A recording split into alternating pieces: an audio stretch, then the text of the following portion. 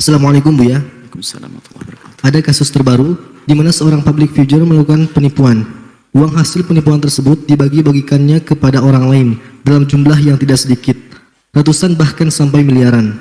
Kalau dalam hukum, siapapun yang telah menerima uang ataupun barang yang berasal dari tindak pidana harus menyerahkan kepada penyidik untuk disita. Bagaimana kalau dalam pandangan agama Buya? Karena kan yang dikasih uang atau barang mahal dari public figure tersebut tidak mengetahui kalau itu hasil dari penggelapan uang. Apakah memang harus dikembalikan? Mohon jawabannya Buya. Terima kasih. Baik, jadi gini, kalau kita mendapatkan sesuatu dari seseorang, selagi kita tidak tahu sumbernya itu yakin pasti dari haram, kita boleh nerimanya. Tapi kalau yang diberikan kepada kita itu kita ya tahu kalau itu haram, maka haramlah kita miliki. Orang tahu bahwa ini harus judi saya loh ya tak berikan, ini hasil ngerampok saya loh ya tak berikan, ini hasil saya ngebohongin orang ya, nggak boleh kita nerima. Tapi jika seseorang memberikan kepada orang lain dan dia tidak diketahui kalau dia adalah seorang penjahat dan sebagainya, maka itu sah kita terima. Baik, kemudian lah ke orang yang memberikan terserah publik figur atau apa saja, saya tidak urusan dengan dia dan siapapun. Ini hanya masalah hukum karena yang kami sampaikan hari ini akan berlaku di masa yang akan datang. Tetapi jika ternyata sudah kita terima, yang memberikan kepada kita itu orang yang punya kejahatan yang sudah terbuktikan, ya itu pun juga tidak serta-merta barang itu kita kembalikan. Hanya tinggal saja kita ngecek adakah dia punya harta yang halal selain itu. Kalau masih ada harta yang halal miliknya mereka, miliknya orang tersebut, maka hartanya ini boleh kita ambil. Tidak sampai masuk wilayah haram, tapi masuk wilayah subhat, tapi tidak haram. Tingkatan ketiga adalah, jika terbukti dia jahat, dan dia mengakui betul yang aku berikan kepada orang-orang itu adalah harta rampokan saya, harta ambilan saya, maka kita tidak boleh menerimanya. Maka kita wajib mengembalikannya. Tapi dari seruan pertama, nggak boleh kita serta-merta mengembalikan. Bisa jadi dia orang, dan ini adalah bisa jadi ini harta halal. Jadi nggak bisa. Kalau yang ketiga pembuktian dan mereka mengakui, kan dia orang tersebut mengakui ini adalah betul yang saya bagi-bagikan dari ini, ya tidak boleh kita terima. Jangan mau dengan barang haram. Kembalikan, biar dikembalikan barang yang berhak. Seperti itu kasusnya. Nah ini, semoga Allah menjaga kita jangan sampai ada orang berbuat baik dengan kejahatan. Itu nggak diterima oleh Allah. Cuman ada orang seperti itu kadang berbuat baik tapi dengan sesuatu yang jahat. Kalau dalam bahasa tarbiyah itu seperti dalam bahasa Islam, bahasa agama kita seperti itu. Orang wudhu dengan air kencing, begitu saja kapan bisa suci? Ya nggak ada gunanya. Kalau maka dari itu tujuan sebaik apapun, kalau caranya tidak baik nggak akan sampai kepada tujuan. Tujuannya baik, tujuannya benar, tapi caranya nggak benar. Tujuannya sedekah bantu orang, tapi caranya nggak benar, ngerampok ngambil nggak benar. Maka dalam Islam itu adalah berbuat baik tentunya dengan cara yang baik, tidak dengan cara yang haram. Tidak boleh tujuan siapapun tidak baik, tidak boleh banyak alasan. Tapi kan tujuan saya baik, nggak ada tujuanmu baik tapi caramu nggak baik, caramu nggak baik, dosa. Mana ada tujuan baik dengan cara yang tidak baik?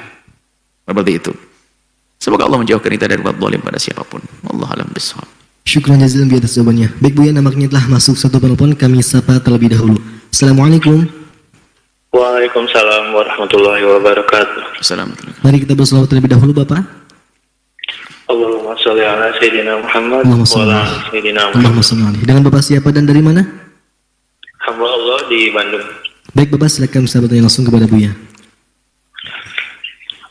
Bismillahirrahmanirrahim. Assalamualaikum Buya. Waalaikumsalam warahmatullahi wabarakatuh. Saya ada dua pertanyaan Buya. Yang pertama, bentar lagi kita kan mau memasuki bulan suci Ramadan. Nah, misal di suatu keluarga ada orang tua atau seorang istri ada halangan atau haid, terus di pertengahan bulan Ramadan orang tua tersebut atau seorang istri tersebut meninggal. Nah, apakah harus diqadha sama anaknya atau suaminya atau bayar fidyah gitu, atau seharusnya gimana Bu ya? Takutnya itu jadi hutang gitu bagi anak atau suaminya. Terus yang kedua, alhamdulillah saya sudah menikah bulan Mei tahun lalu. Nah, tahun ini adalah Ramadan pertama saya dengan istri saya. Nah, saya sangat bersyukur dengan apa yang sudah diberikan nikmat oleh Allah Subhanahu wa taala. Saya bahagia gitu dengan istri saya. Nah, selama hampir setahun ini banyak lika-liku yang kita hadapi gitu. Pertanyaannya, apa amalan baik nanti di bulan Ramadan agar terhindar dari batalnya puasa atau hal-hal yang negatif ini seperti kayak pertengkaran atau apa gitu. Mohon dijawab Bu ya. Terima kasih. Assalamualaikum warahmatullahi wabarakatuh. Waalaikumsalam warahmatullahi wabarakatuh. Yang pertama adalah jika ada seorang wanita haid kemudian dia meninggal dunia, maka di sini para ulama menjelaskan ada dua pendapat, cuman yang dikukuhkan, yang disebutkan adalah jika ada orang meninggalkan puasa karena uzur apa? Sebab tadi kayak haid, kemudian meninggal dunia dan belum sempat mengqadha karena belum punya kesempatan mengqadha, belum ketemu Syawal sudah meninggal, atau ketemu Syawal tapi dia sakit, mati, meninggal, maka dia tidak wajib apa? Tidak wajib mengqadha, tidak wajib fidyah. Ya. Karena apa? Pada dasarnya dia mestinya mengqadha. Kan begitu? Dia mengqadha. Cuman tiba-tiba nggak bisa mengqadha. Karena tidak ada kesempatan untuk mengqadhanya. Ini adalah yang haid. Adapun jika orang tua, ini sedikit berbeda. Orang tua semuanya tahu. Kalau tua nggak akan muda lagi. Maka orang tua yang meninggalkan puasa, orang tua yang tidak berpuasa, maka dia diganti, bukan diqadha oleh keluarga, diganti dengan membayar 1 mud setiap hari puasa. Itu pendapat yang kukuhkan, pendapat yang pertama. Pendapat yang kedua, boleh diganti oleh keluarganya dengan puasa untuk orang tua tadi. Man mata wa alaihi siyamun falyasum anhu waliyuh. Meninggal dunia orang tua tersebut, maka boleh dipuasai, digantikan oleh ahli warisnya, mengganti dengan puasa. Cuman yang dikukuhkan adalah membayar satu mud. Nah, adapun termasuk wanita haid tersebut, kalau seandainya ada ahli warisnya membayar 1 mud, sah-sah saja dan boleh, karena itu memang ada khilaf di situ. Cuman kami jelaskan, begitulah ulama menjelaskan biar tidak ada bimbang. Jadi nggak usah kalau perempuan haid tadi meninggal dunia nggak punya kesempatan, memang ya sudah, nggak dosa juga waktu meninggalkan puasa, nggak dosa, dan nggak punya kesempatan untuk mengqadhanya, selesai. Semoga Allah mudahkan kita untuk menjalankan puasa dengan baik. Yang punya utang tahun ini segera diberesin juga, dan semoga sehat semuanya, dan Allah menyampaikan kita ke Ramadan, dan semoga Allah mudahkan kita untuk berbuat baik dengan maksimal di bulan Ramadan. Adapun yang perlu disampaikan tadi masalah amalan banyak, amalan Ramadan. Anda bicara liku-liku hidup, jadikan yang kencang aja hidupnya sebagai liku-liku. Itu saja amalannya. Bagaimana tambah sabar dengan pasangan, tambah lembut dengan pasangan, tambah perhatian kepada pasangan, saling perhatian. Itu mungkin amalan Anda untuk bulan Ramadan ini, biar semakin mesra. Supaya liku-liku itu biasa dalam hidup. Akan tapi liku-liku kan enak. Kita mau ke puncak gunung, liku-liku menuju kebahagiaan, bukan liku-liku mau masuk jurang, bukan. Jadi kan liku-liku Anda menuju puncak kebahagiaan, itu saja. Jadi memang hidup itu seperti itu selagi kita masih di dunia dan pasangan kita tetap manusia biasa ya. Tentu ada hal-hal yang kadang tidak menjadikan kita tidak senang, itu wajar. Karena Anda manusia dan pasangan Anda juga manusia. Bahkan kalau Anda ingin menikah dengan seorang wanita yang nggak punya salah, Anda tidak akan punya istri sampai mati. Semoga panjang umur semuanya dan baik-baik. Kemudian ya amalan Ramadan seperti biasa, puasa di siang hari bulan Ramadan harus taraweh Anda ambil, baca Al-Quran dan bersihkan hati, sedekah dan seterusnya. Itu amalan-amalan yang perlu untuk Anda hadirkan di bulan Ramadan. Kalau puasa jelas wajib, taraweh adalah sunnah, biarpun sunnah hendaknya Anda semangat. Baca Al-Quran adalah dianjurkan, tapi hendaknya jangan sampai Anda tertinggal dari membaca Al-Quran. Wallahu a'lam bishawab. Syukran jazilan Buya atas jawabannya. Baik Buya, pertanyaan selanjutnya. Assalamualaikum Buya. Assalamualaikum warahmatullahi wabarakatuh. Sekarang di sosial media banyak sekali yang ingin terlihat kaya, ingin disebut crazy rich atau sultan agar mereka mendapatkan status yang tinggi di masyarakat. Mereka meminjam mobil, tas mewah, ataupun jet pribadi untuk foto dan di-share di sosial media. Karena dengan terlihat kaya, mereka akan mendapat banyak keuntungan dari sana. Bagaimana Buya melihat fenomena ini? Mohon jawabannya Buya. Terima kasih. Al-junun funun. Orang gila itu macam-macam. Gila harta, gila tahta, gila sanjungan. Semuanya menjerumuskan. Maka Islam mendidik. Orang gila tahta akan jadi budaknya tahta. Gila harta akan jadi budaknya harta. Maka diajarkan orang harus bisa qanaah menerima apa yang Allah karuniakan, tidak sombong. Itu kan sebetulnya model begitu itu hanya karena sekarang ada media sosial. Padahal dalam kehidupan sehari-hari banyak orang model begitu. Tampak kaya, ini dia sendiri, ada sebuah rombongan, kita masuk satu perkampus, satu tempat perumahan mewah begitu, temannya orang kaya. Ada pengajian ibu-ibu. Di saat kita bicara tentang banyak orang kayak begini, lihat ini sudah lama sekali belum ada yang viral begini, ini sudah kira 9 tahun yang lalu. Tiba-tiba berkata, betul Buya, kita ini kelihatannya kita ini orang kaya pakai mobil, rumah megah. Ini sertifikat rumah sudah nggak ada di sini. Ini hutang semuanya ini. Kalau saya di HP saya nggak punya apa-apa, ini gaya dok. Model-model begitu tuh. Kalau sudah naik mobil sudah kayak orang nggak punya utang, padahal untung aja utang tuh nggak mau menulis, nggak tercatat di jidatnya. Kalau tahu kan penghutang begitu punya utang kan. Tapi punya utang, utangnya banyak, tapi gaya tetap pakai mobil. Dilihat orang ini. Sama itu orang kerja di kota. Kalau pulang kampung tidak berani pulang kampung. Kenapa? Kalau pulang kampung dia harus tampak kaya, bawa hadiah macam-macam. Dia ngutang juga. Kasihan manusia itu. Nah ini dunia materi. Ada dunia agama juga ada. Biar dibilang wali, dia harus banyak cerita, tampak begini, nampilkan karomat-karomat palsu ini aneh. Macam-macam cerita aneh-aneh. Ya macam-macam model ini. Dia ada itu kebohongan itu. Dia nggak punya, tapi dia ngaku-ngaku. Itu nggak diperkenankan. Itu adalah Nabi menyebut itu adalah zur, tipuan, menipu. Biar dibilang orang kaya. Dibilang kok enak. Utangnya banyak, itu kok dibilang orang kaya. Kan bodoh banget dia. Dibilang orang kaya dan sebagainya. Ya itu budaya. Makanya jangan ikut-ikut yang begitu. Itu bibitnya dari kecil tadi. Pulang pengen dianggap begini. Pengen dianggap dermawan. Sama, mohon maaf ini kami ingatkan pada semuanya barang mendengar yang kerja di luar negeri misalnya, karena kan gelarnya labelnya luar negeri, pulang ke rumah dipikir harus langsung kaya raya, gaya hidupnya ya sudah kayak orang kaya, 2 bulan nyungsep lagi, balik lagi luar negeri kerjanya, ya. Karena ngikuti gaya hidupnya orang ini, bukan menjalani apa yang Allah berlakukan kepadanya dengan tawadhu, dengan kesederhanaan. Tersiksa orang begitu. Lalu siapa yang mengaguminya? Ya yang satu madhab dengan dia. Satu madhab, jadi menyanjung kekayaan, menyanjung sanjung tahta dan sebagainya, tersiksa, dia bisa rebutan tahta pada akhirnya. Nah kami ingatkan semuanya jangan kena penyakit seperti itu dong. Jangan hanya pengen dipandang sukses, pandang ini dipandang. Hakikatnya nyungsep kok bilang sukses, punya utang kayaknya perlente begitu kayak orang kaya, padahal utangnya banyak, malu dong. Insya Allah, bahkan sampai nekat haji, bohongin orang untuk naik haji biar dapat gelar Pak Haji. Ini sama juga modelnya begitu. Ya.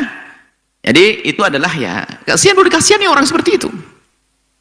Perlu dikasihani orang semacam itu. Semoga tidak banyak begitu dia. Tersiksa dia sebetulnya, dia tersiksa. Dia tersiksa sekali. Nah, hanya Buya kami tidak fokus kepada orang itu. Banyak di antara kita kayak begitu. Ya itu tadi yang banyak yang kita temukan adalah kalau pulang kampung cerita, saya tidak berani pulang kampung. Kenapa? Saya kalau pulang kampung harus bawa duit 15 juta. Untuk apa? Saya bagi-bagi. Sebab mereka menganggap saya sukses di kota. Salahnya sendiri kalau sok berperan jadi orang sukses, enggak sukses. Jadi akhirnya begitu, kalau ketemu harus maksain hadiah dan sebagainya. Ini seolah jadi dermawan dan sebagainya. Utang di belakangnya. Itulah kalau berbuat baik bukan karena Allah jadi tersiksa semacam itu. Yuk kita belajar dari hal-hal yang demikian itu.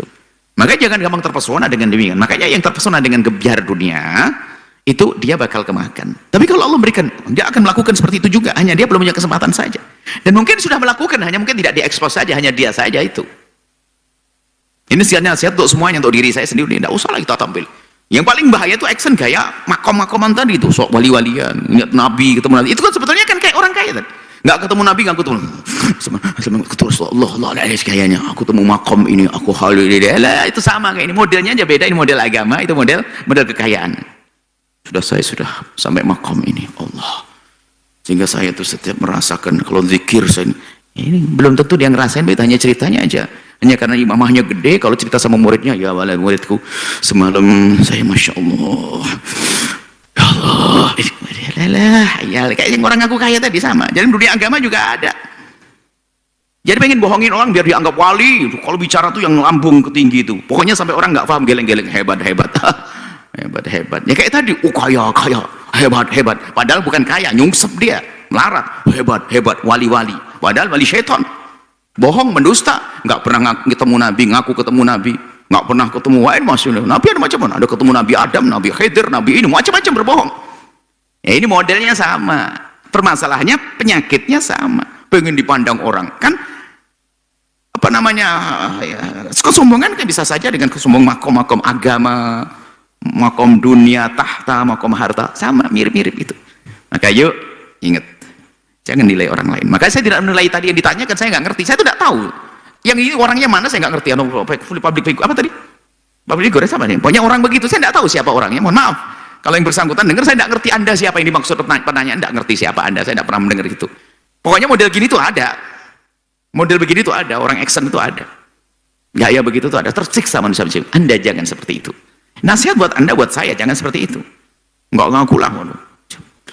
Nggak, kalau yang dalam dunia agama, aku makom-makoman deh, ya biasa aja deh. Bahkan lihat, kalau memang masalah urusan agama, kalau orang makom tinggi kekasih Allah, menyembunyikan, bukan pamer. Orang kalau diberi oleh Allah karamah, kemuliaan, akan menyembunyikan itu semuanya, seperti seorang wanita menyembunyikan darah headnya. Bukan pamer-pamer, cerita sana sini misalnya, woi kacau nih. Ngomong sana sini, ngomong orang pada bingung semuanya. Bukan begitu. Sama kayak tadi model pamer kekayaan. Nah, ini sama. Cuman bedanya nih gaya pakai agama, ini kayak ini. Semua penipu. Kalau begitu tuh. Anda jangan seperti itu. Ingat, jangan nilai orang ya. Ingat, jangan nilai orang. Saya tidak menilai orang. Kami hanya melihat begini maksudnya apa. Apa yang selama ini kami dengar, kami cerita kepada kami, kayak kasusnya kurang lebih semacam itu. Dan dari yang kami baca. Ingat, semoga Allah menjaga hati kita. Nggak sombong. Pakai sepeda yang oke, milik sendiri. Jauh lebih terhormat daripada mobil mewah tapi ngutang nyungsep lagi, utang haram lagi, mau apa, nggak jadi berkah kan begitu. Jangan makan apa adanya, subhanallah ya, nggak usah tidak terkenal juga tidak ada masalah, penting dikenal oleh ahli langit. Itu masa apakah setiap ustadz harus apa namanya viral, ngejar viral harus pakai aneh-aneh lah. Ini sama, pengen tampil kaya tadi. Jadi memang dunia viral tuh ada setan viral tuh luar biasa, menyeramkan itu. Orang pengen viral, gaya ilmu, gaya kewalian, gaya kaya, gaya macam-macam, pengen disebut sultan itu ya. Sultan nyungsep namanya itu. Seperti itu. Wali nyungsep juga ada namanya. Yuk, itu ingat, untuk kita, bukan untuk orang lain. Kita perlu belajar demikian itu. Biasa. Perlu jujur. Jujur. Jangan sok gaya, pengen dipandang orang saja sukses, tapi enggak. Ada akhlak mulia, kalau sedih jangan menampakkan ke orang. Itu enggak menipu, karena itu diajarkan agar tidak menjadikan orang lain susah. Itu ya, seperti itu. Semoga Allah mengampuni semuanya, menjaga semuanya. Wallahu a'lam bissawab. Syukran jazilan bi atas jawabannya. Baik Bu, yang nampaknya telah masuk kembali satu penelpon, kami sapa terlebih dahulu. Assalamualaikum. Waalaikumsalam warahmatullahi wabarakatuh. Mari kita berselawat terlebih dahulu Bapak. Allahumma shalli ala Sayyidina Muhammad wa ala ali Sayyidina Muhammad. Dengan Bapak siapa dan dari mana? Dengan hamba Allah di Bogor. Baik Bapak, silakan bisa bertanya langsung kepada Buya. Bismillahirrahmanirrahim. Assalamualaikum Buya. Assalamualaikum warahmatullahi wabarakatuh. Semoga kita semua mendapat taufik dan hidayah dari Allah Subhanahu wa taala. Amin. Buya ingin bertanya, saya tinggal di negeri yang jauh dan sudah berkeluarga dengan orang sana. Ketika saya pulang ke Indonesia, saya menitipkan uang deposito yang keperluannya itu untuk suatu saat kalau kita untuk pulang pergi dari sini ke sana, dari sana ke sini gitu, suatu saat mengambil dari uang itu. Setelah tahun pertama mengendap Buya, saya dikenakan zakat 2,5%. Apakah untuk selanjutnya tetap dikenakan zakat itu Buya? Baik. Terima kasih Buya atas jawabannya. Mohon penjelasannya Buya. Assalamualaikum warahmatullahi wabarakatuh. Sebentar, boleh ditanya berapa deposito Anda? Ya kurang lebih 200-an Juta. sudah melebihi ini Sob Buya. Oke, baik. Terima kasih. Ya. Bismillah. Terima kasih Buya. Baik. Assalamualaikum warahmatullahi wabarakatuh. Assalamualaikum. Uang yang kita simpan, yang masih dinisbatkan kepada kita, baik kita simpan di laci kita, atau kita titipkan, bukan kita pinjamkan, kita titipkan di orang, termasuk deposito itu, kita titipkan di seseorang, asalkan nisbatnya masih ke kita, maka kalau memenuhi syarat dua, nisab, senilai emas 84 gram, murni, kurang lebihnya 60 atau 70 juta, kemudian berputar 1 tahun, mulai dari kita simpan berputar 1 tahun, maka kita wajib mengeluarkan zakat 2,5%. Berbeda kalau dipinjam oleh orang, tidak. Yang meminjam wajib menzakati, saya enggak lagi. Kemudian berputar tahun berikutnya wajib mengeluarkan zakat lagi, karena setelah dipotong untuk zakat kan masih 1 nisab juga, memenuhi nisab. Berputar lagi, hitungan baru lagi. Tahun berikutnya sama seperti itu, selagi masih 1 nisab. Nah, seperti itu. Ada pertanyaan, kok kena lagi? Iya, memang begitu, karena duitnya mandek, Anda simpan dalam bentuk uang. Uang disamakan oleh para ulama dengan nakad emas dan perak yang wajib dizakati. Jika memenuhi syaratnya itu apa? Ada nisab, batas minimalnya, kemudian setelah itu berputar 1 tahun, seperti itu. Semoga Allah menjadikan, melapangkan rezeki Anda yang masih berpikir tentang kebenaran, tentang zakat, tentang kebaikan. Semoga Allah memuliakan semuanya, mencukupkan dengan yang halal, menjauhkan dari yang haram. Allah alam bisawab. Syukran jazilan Buya atas jawabannya. Baik Buya, pertanyaan selanjutnya. Assalamualaikum Buya. Assalamualaikum warahmatullahi wabarakatuh. Bagaimana pandangan Buya tentang logo halal terbaru yang diubah menjadi seperti gambar gunungan wayang kulit? Banyak pro dan kontra karena logo halal kan dibutuhkan oleh semua orang di dunia. Dan selama ini semua logo halal yang ya sama Buya, ada tulisan Arab halal. Tapi ini di Indonesia, logo halalnya gak ada tulisan halalnya. Jadi bisa jadi nanti orang luar negeri yang gak paham tulisan Indonesia gak tahu itu halal atau haram. Bagaimana kita seharusnya menyikapi ini Buya? Mohon jawabannya Buya. Terima kasih.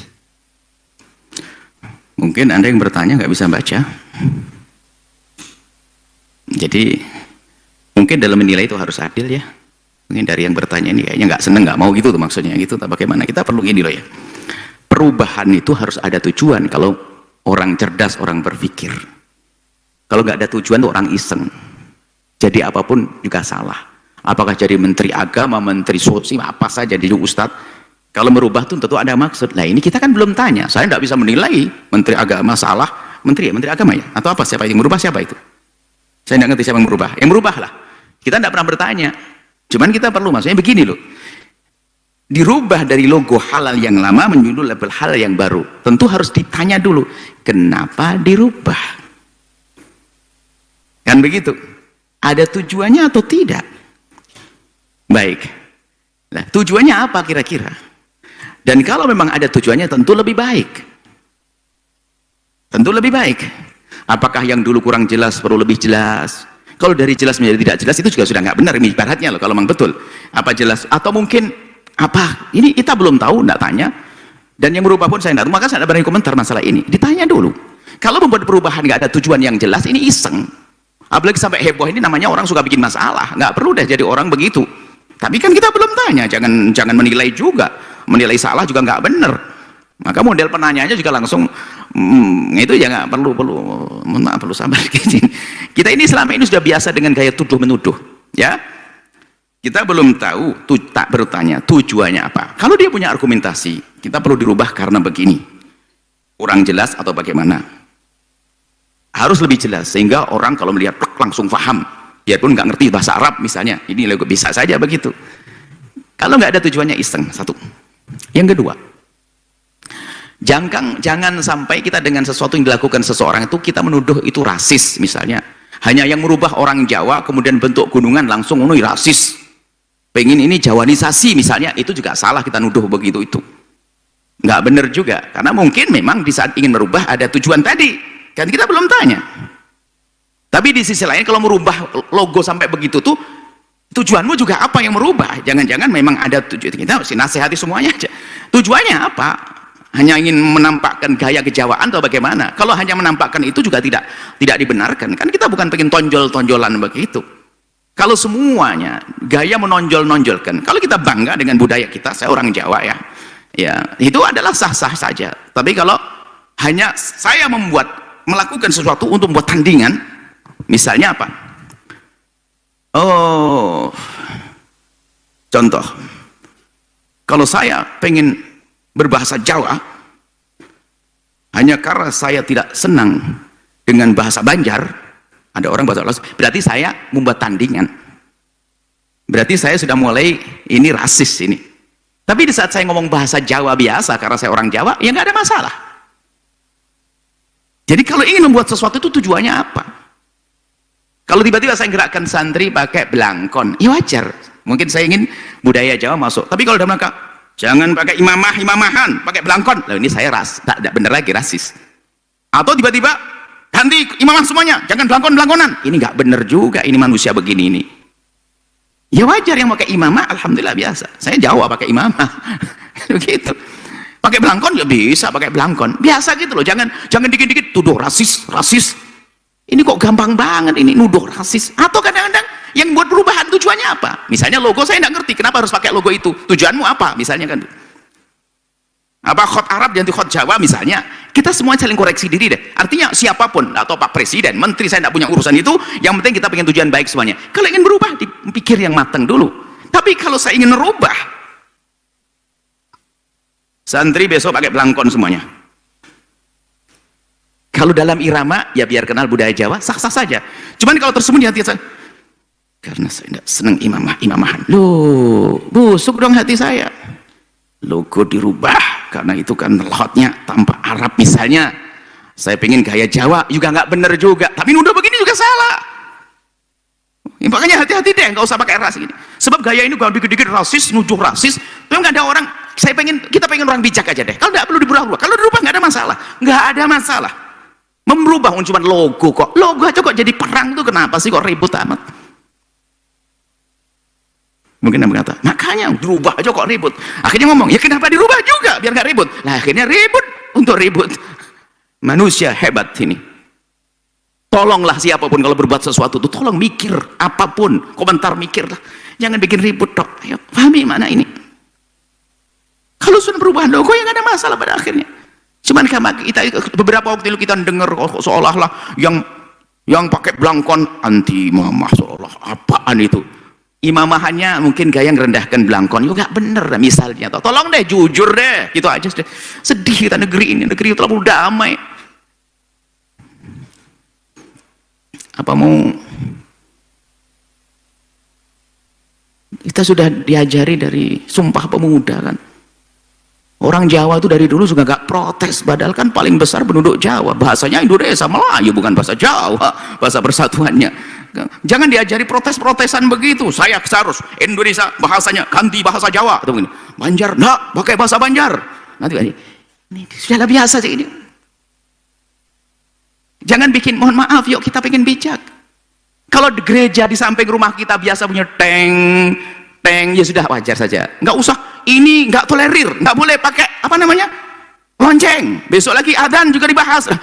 Jangan kok, kenapa kok bikin susah orang kok? Yang biasa tinggal, oh ini gereja biasa ada lonceng ya, kaum muslimin biasa ya nggak ada masalah ya, oke. Ini adzan ya nggak ada masalah, oke. Sekarang kok gampang mempermasalahkan sehingga aduh pusing gitu dah. Apalagi mau dibahas banyak. Permasalahannya adalah sudahlah kalau kita sudah pakai hawa nafsu. Saya komentar ya hawa nafsu juga, jangan-jangan ini bahaya banget. Innalillahi wa inna ilaihi raji'un. Semoga Allah mengampuni semuanya. Tolonglah ingat kembali, yang merubah logo mungkin juga tujuannya baik. Saya tidak pernah tanya. Jangan gampang nuduh itu rasis. Cuman di saat orang yang merubah apapun, tapi kalau tujuannya nggak benar, rasis benar bisa jadi. Makanya jangan seperti itu. Lalu kesimpulan apa? Yuk kita dalam berbuat itu lebih bijak. Lebih bijak. Nah ini Uya ngomong adzan karena kemudian lonceng, apalagi banyak. Sepertinya kita tidak ingin ribut hal-hal seperti itu. Ribut, dikit-dikit ribut. Sehingga orang menjadi apa? Gampang curiga kepada orang. Sehingga bisa saja kaum muslimin yang di samping gereja itu mengatakan, ini orang gereja nggak tolerir. Loncengnya bikin kaget saya. Nah, dan itu kan rusak, orang jadi curiga-curigaan, padahal selama ini juga biasa, sama. Aduh Tuhan ya, apa ini, adzannya ganggu saya ini. Nah, akhirnya yang semula tidak terganggu, jadi terganggu gara-gara hal begini. Ini perlu bijak benar, subhanallah. Saya tidak mengomentari masalah apa, ini bukan ini terpisah, hanya gaya model kita itu katanya. Langsung nuduh rasis itu juga. bertentangan urusan agama. Agama Masya Allah. Indonesia Bhinneka Tunggal Ika sudah biar indah semuanya, bertetangga Nasrani, Hindu, Buddha, Islam bertetangga baik dan sebagainya, sudah nggak ada masalahnya. Sekarang dengan kaum muslimin saja bikin ribut, ini malu nih antara logo ganti tidak ganti. Ini apaan ini kayak begini, ini sedih tuh. Kalau mau diganti ya diganti, kalau tujuannya baik nggak ada masalah. Dan saya pun juga nggak komentar kecuali ditanya begini deh, nggak komentar apa sih, logo aja. Yang penting kan bukan logonya, makanannya halal beneran. Logonya gede segede jedor begitu, tapi makanannya haram, apa artinya? Ya Allah, innalillah. Mohon maaf Pak, siapa yang mau mengganti logo atau yang komentar tentang logo, yuk kita semuanya beradab, yuk kita tata diri. Saya harus tata diri, jangan gampang komentar yang jelek, ini rasis segala macam, naudzubillah. Yang pakai imamah Arabisasi, yang pakai belangkon Jawanisasi, ini kok aneh-aneh hidup, kok tuduh-tuduhan, ini hidupnya orang mana ini? Bukan bangsa Indonesia Raya yang berjiwa besar, bukan. Itu orang-orang kerdil itu, orang gampang takut, nggak punya kepribadian, gampang takut. Ya Allah, innalillah, sesak kita sudah lebih baik kita tutup kuping saja. Yuk damai, indah, selesai. Kita duduk nih, saudara kita ini pakai belangkon, pakai batik, sasirangan, terus pakai apa lagi? Enak, sudah imamahan, belangkon, kopiah hitam, sokok nasional. Oke. Itu ada Nasrani, Hindu, Buddha, duduk makan bareng, selesai. Nggak usah ngomong kamu nggak menghargai saya pakai baju itu. Kenapa Anda pakai peci nasional? Kenapa kamu tidak pakai belangkon? Kenapa kamu kok harus pakai imamah? Itu hidupnya orang susah, suka bikin ribut model-model begitu tuh. Pemecah belah umat begitu tuh, yang bertentangan dengan NKRI begitu tuh. Kalau gampang nuduh orang rasis atau membuat sesuatu yang menjadikan orang rasis. Ingat, menuduh rasis atau membuat satu hal yang menjadikan orang merasa gampang tidak tolerir, akhirnya rasis juga. Hati-hati, mohon maaf. Jadi kita tidak memihak sini, saya memihak kepada yuk yang bijak, yang adil. Yang salah yuk ngaku saja deh. Yang gampang ngatain rasis, sadar ya, gara-gara logo jangan Anda gampang nuduh rasis, tanya dulu dong, mau logo aja kok rasis. Atau yang membuat logo baru itu tujuanmu apa, jujur. Mohon maaf kalau kalimat kami salah, ini penutup. Kepada siapapun, kepada yang membuat logo, saya mohon maaf. Kepada yang gampang komentar nggak baik kepada yang buat logo, saya juga mohon maaf. Kadang-kadang kalau kita pengen begini, akhirnya bisa jadi dua-duanya jadi sahabat saya. Tapi kalau enggak, jadi musuh dua-duanya, nggak punya kawan saya. Ini kan problem ini, ngomong begini nih. Tapi tujuan saya adalah, kami cinta Anda semuanya. Yang buat logo adalah saudara kami sebangsa setanah air. Yang komentar tentang logo sebangsa setanah air. Yuk kita jaga negeri ini. Mohon maaf kepada semuanya, dan tolong mohon maaf jangan potong video ini untuk ngadu domba. Anda punya tanggung jawab di hadapan Allah SWT.